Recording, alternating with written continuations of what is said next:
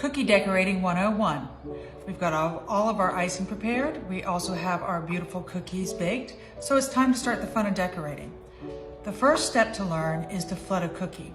You start with your piping icing and you're going to create a border with that number 2 tip all the way around your cookie.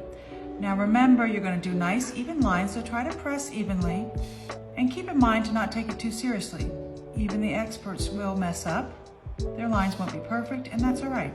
It's homemade.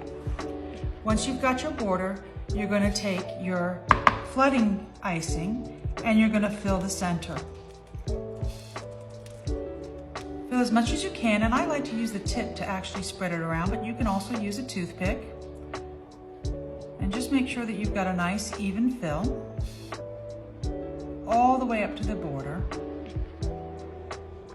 so that your cookie is completely covered with your icing sugar. Once you've got this completely filled, take a look and see if there's any bubbles. If there are, you're just going to gently remove them with the tip of a toothpick. Give the cookie a shake, and you're ready to continue to decorate.